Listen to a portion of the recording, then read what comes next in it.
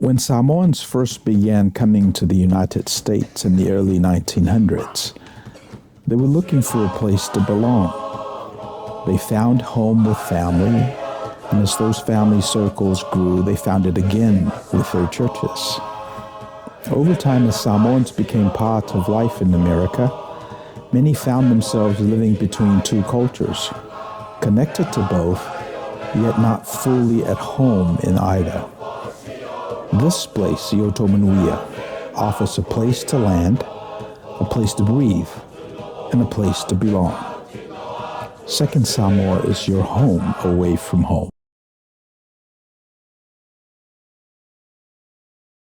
So, Pausa, I think we left off with politics, and how you said Jesus was political. If he were here, he'd do something political. And yet we've sanitized the role of the pastor, who's the manifestation of Christ in the churches. And for what reason and purpose, only God knows. And if it's not a purpose that's consistent with what God is doing through the body of Christ in the world, then I think other religion, other denominations, and other faith groups will eat our lunch. Yeah. Because sometimes Christians think they have a monopoly on God.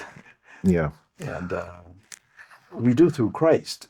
And to the extent that we lose touch with Christ, then we need to revisit the whole idea. You know, I'm really also that one of the things that I have advocated for, in not only in some of my academic work, but some of the writings and many a sermon, is, you know, for us to reclaim Christianity. You know, oftentimes when we say the word Christian in this context in the U.S., there's a narrative that's built around that. You know, in recent years, especially, but it's always been there. Sort of the rise of Christian nationalism has been a huge thing in this country. Yeah. And so to disassociate yourself from, you know, being this staunch zealot for America, right, and to always, you know, be someone that props up America, that's good Christian values. That's good Christian nationalism. And once you steer away from that and have any criticism of this country, you're labeled, right? Yeah.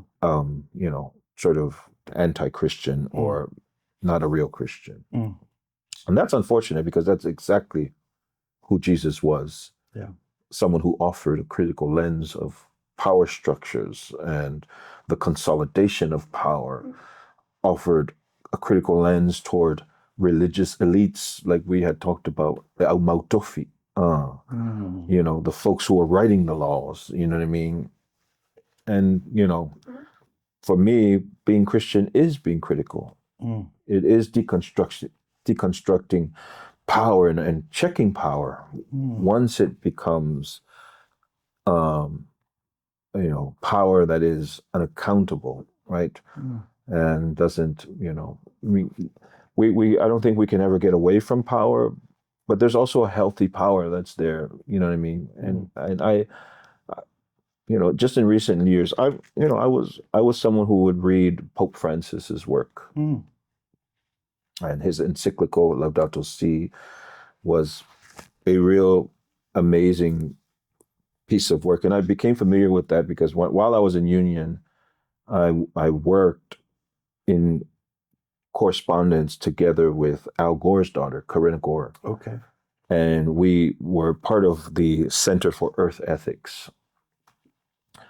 And that text, Laudato Si, became a way for me to do some time traveling into who we were, Samoans, before the arrival of Christianity. We had relationships, amazing relationships with nature. We had huge respect for the land, the sea, the ocean. You know, those things are still kind of intact, but these days only in principle, only in nothing, you know what I mean, tangible that we can, Samoans. And I think, you know, for me, that's who Jesus is. Yeah. You know, to cherish relationships and also cherish the diversity of folks. And you know, part of me always saying this is to folks is that, you know, I'm not that Christian. You know what I mean?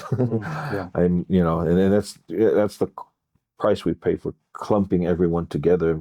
It's okay to be different. You know what I mean? So, Yeah. mhm. Yeah, you mentioned nationalistic Christians. You know, they're pushing this whole idea that if you're not national, then you're not Christian enough. Yeah. Which is kind of new. Yeah, It's fairly new because that wasn't the thing. very and very anti-Christian when you really Very when you want to take it to the Jesus movement, the movement of the way. Mm. That doesn't exist in that framework. You know? Yeah. Mhm. So this is a country of 330 million people Mhm. with all of its diversity, and we have to keep it all together. But I'll scale down like the kako population. We've got about 240,000 Samoans here, 40,000, 50,000 Tutuila Manua, maybe 200,000 Poru Masala'i.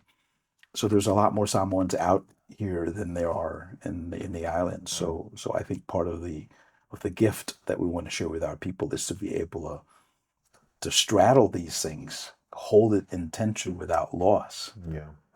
To be able to be in America and yet not American, to be in the world but not off the world. Yeah.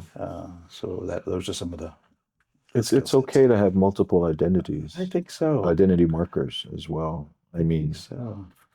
I, you know, part of the conversations and the dialogue of, you know, around folks being proud to be Mexican or proud to be Filipino or proud to be Samoan makes you anti-American, right? Why aren't you embracing your Americanism? And I think it goes back to the principle of how this country was founded. It is founded upon folks being proud of their roots, contributing to the success of this country. And, you know, that's what makes America this sort of new creation of a country, you know, and its rapid growth has been the work of the many different people, Samoans included. And I'm proud of my folks and the significant strides that they have made in this country in such a short amount of time. The positions that we hold. I just wish that, you know, we celebrate the right things too in the light of where we are today. We're bigger than just athletes. We're bigger than just The Rock. You know, great as that may be. I want to highlight folks who are under the radar right now, who we don't see.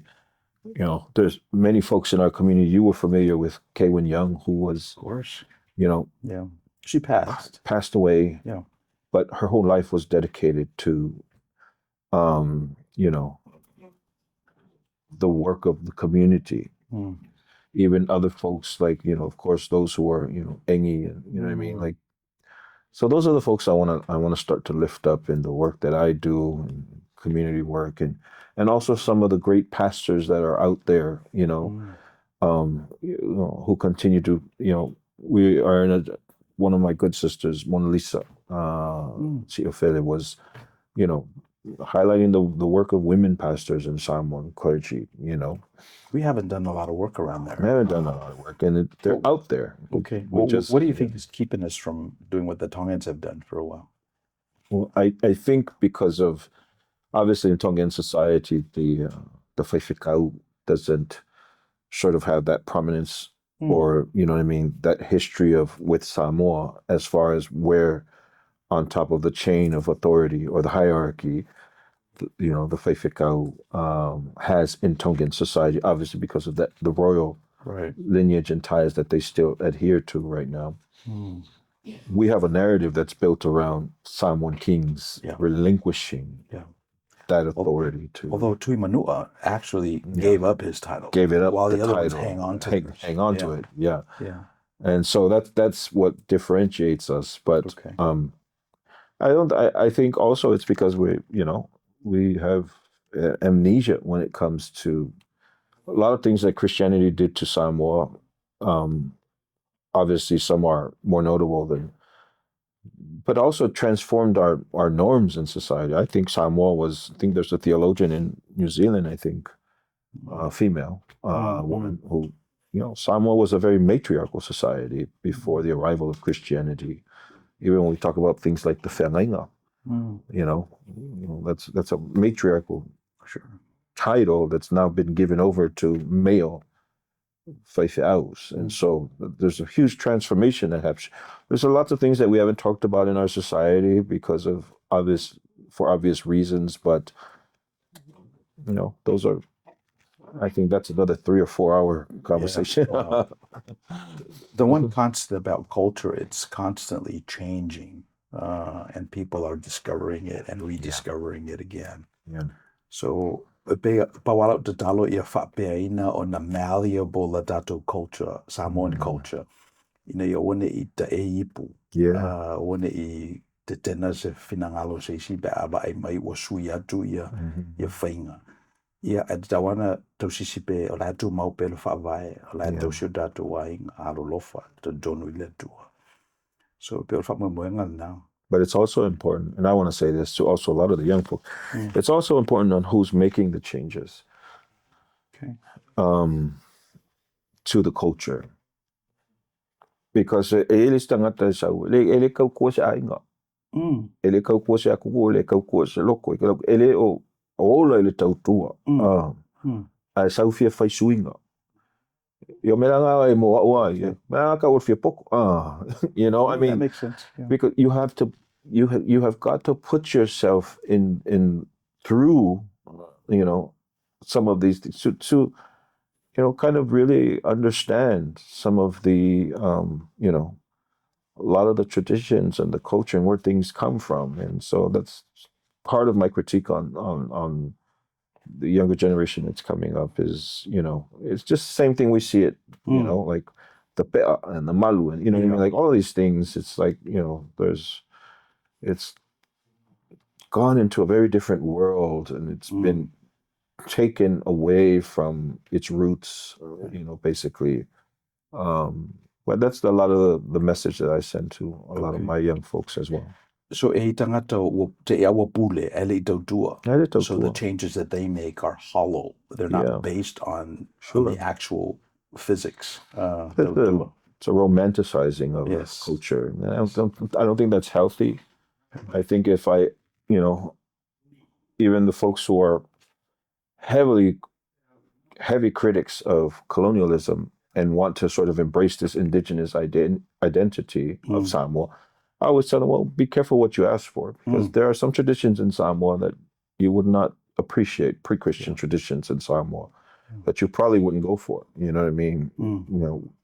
Things that would happen after you get your pe'a, your tatau or magu, or some of the other, traditions in Samoa, so, and I always let people know, be careful of romanticizing this idea of indigeneity, because it, you know not what you ask for. Not what you ask for, and then the other piece of that, Pausa, is what does it say about a society that elevates people to pule who have not tautua?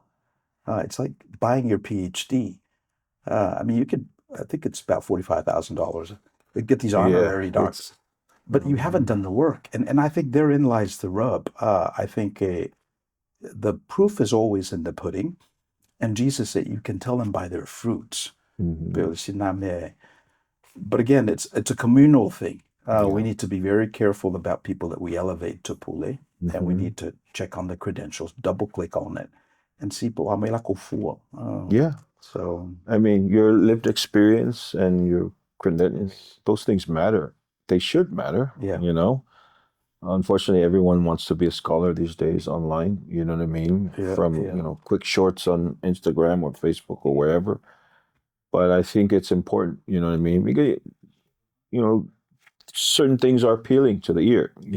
Folks just, and a lot of times folks just want to be told, how to think, right? And and that's the opium of the people, The you masses. know, the masses Yeah. is, so just tell them what they want to hear, you know what I mean?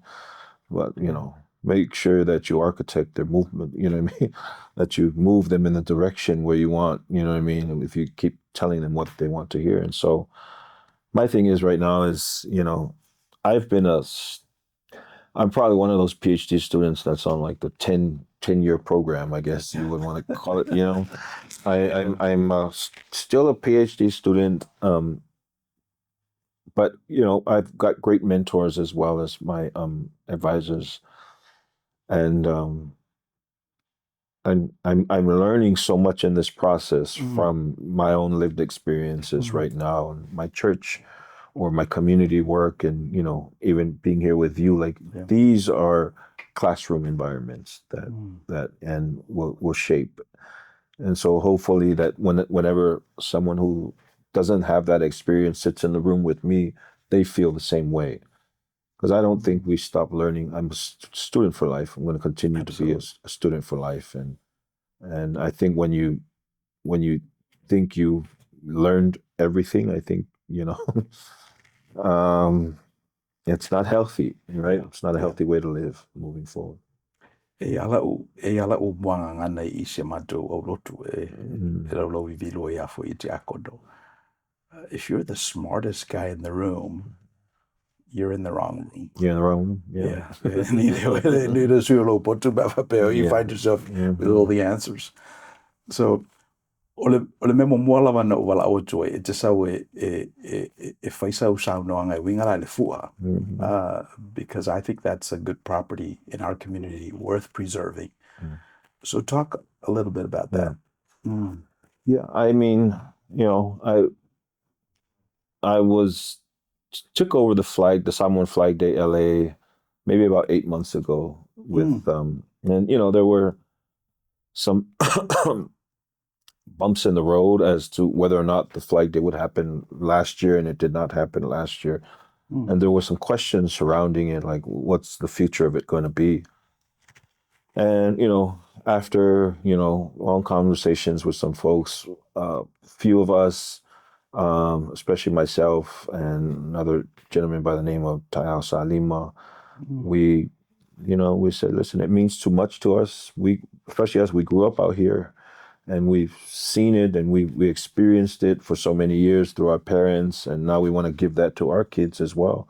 Make sure that it continues to be around. And we took over the festival, and we incorporated it as a nonprofit organization now. And this year we'll be holding our 50th anniversary from August 1st to August 8th. And I didn't know what I was getting myself into, but I'm always that type of person. I love a challenge, something that pushes me into new and uncharted territory. And so Flag Day was definitely that. And then being a Fa'a doing something like this it's not totally new for me, because Fa'a is organized within their own churches as well. Sure. And you're having different conversations with different personalities of people who are in there, mediating conflict and things like that. And so, just bringing that experience into this experience of the Flag Day has been a huge asset. But there's lots of work to be done. I think we're about 2.5 months out from the actual festival, and we've been finding ways to sustain it right now. We have a weekly bingo that we do that, but also partnering with cities, having those conversations with the city of LA, city of Carson, Long Beach, and we're just trying to tighten up the screws, the nuts and bolts to make sure that the festival happens this year, but it continues to happen for another 50 years of celebrating this stuff. So, yeah. And then that's the key, sustainability. And sustainability, yeah. I think at some point when Tafisilafa'i was doing that work, they wanted to peg it into the government pieces. They do in Long Beach, they do the Grand Prix, they do the Pride Parade, they do all these other festivals. Why don't they have a festival for Samoans? In particular, Pacific Islanders in general, so we haven't had that political opportunity to push that, but that was the heavy lift we wanted to do. And here's the challenge also. I mean, there's all the cities, they have their own sponsored cultural events, right? Because they're city ran, you know. One thing that I take pride in the Samoan Flag Day is that it's still a grassroots movement. Okay. It is our people working, even at the bingo that we do, it's volunteers, people that come in and, you know, when we do a SIVA or something like that, folks come out of their pockets, you know what I mean? And it's not to say that, you know, we don't appreciate whether the city offers help as far as monetary funds and things like that. But that's part of, I think, the tradition of what the Flag Day has always been, is that it's for Samoa, by Samoan people, sustaining this festival for years to come. Obviously, we want mechanisms and procedures in place to kind of lighten that, but we're also very careful to not give away too much of Samoan Flag Day, where it becomes something that is monitored and controlled by city budgets or state budgets. You know what I mean? So that makes sense. That is one thing that we want to make sure that folks know this, that a lot of folks don't know, and I'm just going to throw it out there. To run festivals like this, especially for a whole week, and you've been there, Rev, you've got to at least, you know, have a budget of 150,000 at least to get the right things in place. You know what I mean? And right now the festival is, you know, is doing all that it can to make sure that this 50th is, and we're thankful to some of our partners and our sponsors, which folks will eventually, you know, see for the work that they do. But that's the fine line where we're at, is when you give up too much control of something like this, that was grown, watered by Samoan people. Grassroots. And then you have huge city money pour into something like this, then they take control of it. That's the fine line that we're walking right now, to make sure that, you know, and, you know, hence why we incorporated and formed the board around this. Yeah, so I'm looking forward to attending. Yeah. And if you have a request, just send our church a letter asking for sponsorship, and then I'll run it through our system. And then the last topic that's on the docket is the artificial intelligence conversation. That is huge. You say you used to read Pope Francis's encyclical. Pope Leo just came out with one about artificial intelligence. Did you read that? I haven't read it yet. Okay. But I can say that, just an example of, you know, I was in the pulpit. I was in the pews, listening to a Fa'a that I had heard many times preach before. And then I heard this particular sermon, and I said, oh, that's AI. You know, when you know someone, they preach, and then you see the language shifts. Yeah. So that's all to say that it is even transforming the way the gospel is shared. Yeah. And in good ways, right? And, you know, and let me be honest, I am also someone that uses AI when it comes to, so I'll do it in a way where I say, okay, I'll have a scripture. Yeah. I say, pull out some points that are relevant to this, right, from this scripture. And it does it in a minute, not even a minute, you know what I mean? And then I'll formulate a sermon around that sometimes. And then sometimes it just comes right off the cusp. But I don't think, for me, you know, I'm in a place to do like a whole liturgy on AI. But the reality of it is that it's already happening, and it's going to continue to grow. Yeah. I got to glance through the Pope Leo's encyclical on AI, and the very first line talks about sort of like a Tower of Babel event timeline, where, you remember the Tower of Babel? They've got this technology, brick making and building walls and cities that are fortified so to keep the monsters out. And then they felt, you know, they want to build something towards God. And then, you know, that's when and then the other thing that he mentioned is this whole notion of weaponizing words and language. He talks about that, and he said, you know, when language became weaponized, God see fit to disperse and get everybody their own language. Yeah. And they couldn't build anything. They couldn't come together as a community. So they spread around the world. So which is really interesting because, like you say, everyone's using AI, and you can tell the difference. And now it's just a matter of which AI do you use? Yeah. Right? Because all of them are now using AI. So, And a lot of folks, and I'm sure you know this as well. It's learning you. yeah, it's training on you. It's training on you. Yeah, yeah. Like when you put something in, it kind of, it's monitoring, all of your requests, and of course it's so the next time that you do something, you don't even have to really be specific. It already knows you. Yeah. And for me, that's the dangerous part about it, is that, for AI to know humanity is to know great and average and normal things and amazing things about him. But AI can also learn some really bad things from humanity. And that's what should scare people about artificial intelligence, is that, yes, it's going to do amazing things for us. But we keep going back to this. At what cost are those amazing things? You know what I mean? And you can always go back to some of the movies and like, the films that are made around these topics 20, 30 years ago. And Now coming true. Now very, very true. Yeah. So it doesn't make, and so that's the, concern, especially when we talk about, people, conflict between countries, you know what I mean? Like, these are the things.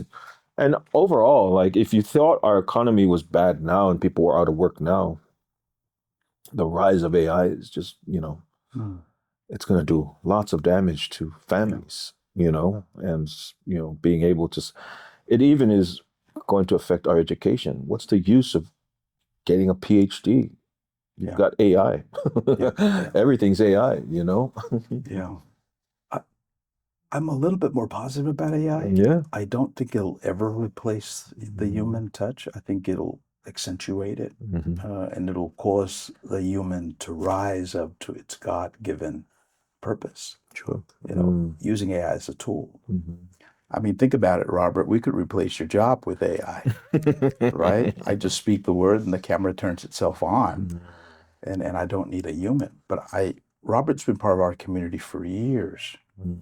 And his wife Carmen's from Guatemala. So there are a lot of those pieces that we're committed to as a faith group. And their kids grew up in the church. So why would I replace him? Now he's going to get better at his job, right? Because he's going to use AI to put these things together. But as far as a human person, I mean, that'll always be there for our people. Yeah. Yeah. Okay. Ese si meu finangalo ay Pausa. No, just very thankful for this this time, for the opportunity to share, and I'm pretty sure we'll have more conversations like this, But no, I'm just blessed to have the opportunity to be a leader in the community, be a pastor, and it's a work that I love to do, and you're fit for it. I mean, thank you. so the other data point I remember when you were with the Standing Rock conversation, you remember that one? I mean, that is so basically American, huh? Yeah, I was, I've always been the sort of person to be very intentional about visibility, and also to have young folks know that there's a Samoan pastor that is also putting himself into these movements. So when I was out at Standing Rock, I spent a few weeks out there, and the native folks who were out there, and just being on those plains and looking out into the waters and the river, and rubbing shoulders with other clergy out there. But I was also present, as a delegation to the struggle on Mauna Kea when that was happening out there as well. What was the issue? Yeah, what was the issue with Mauna Kea? Trying to think, did they relocate a satellite or? Yeah, it was the telescope. Okay. The telescope that they wanted to build on those sacred burial lands. that was, for the original people, the Kanaka. And so, all in the name of advancing, science and technology, which is a great thing, but also, that was the question for the folks at Mauna Kea, was at what price and what cost they still hold on to these are where their ancestors are buried, and so those are things. And I always put into context, how would we as Samoans feel about that? And so that's what took me there, to those movements, to over in South Dakota, North Dakota, with the Standing Rock folks out there, and I met great people, and so that activism, is how I try to navigate, and I don't see them as two mutually exclusive things. It's, for me, being in the community, being a pastor, it's the same work. Absolutely. It just takes place in different contexts, and for me, that's Jesus, traveling pastor that's in community with folks, and so that's how I like to see it. Thank you for the opportunity. So mo te tu whaftailo sunga pausa tu sai fo imal whaawano no Damie. Yeah. Tu sai fo imal whatala ula tole I Outou Manuia ma second Samoan. O te talo I Manuia Bella Ministry. Tight. E maolo malosi. Hello. Mawo manatu. Yeah, me se fo I le whatangata ino project solo whenga I mao e Bella le fua. I lau e kalesia. E mal tatou community nei. Na tole a whapawa I ia na matanoanga ma le sunga ia Pausa, Tompson. Ia e multe le atu le whafta I tatou au whafonga fo I nei aso a whape e te whimana o do inga talanoanga o umi whapea ma anoa ma tunga ia o omi follow, like, share ia ma subscribe in tatou channel. Ia Manuia tele whaasausaunga o tatou te nuu o roto o ono o mispowena tangaloa. Ma I Outou Manuia.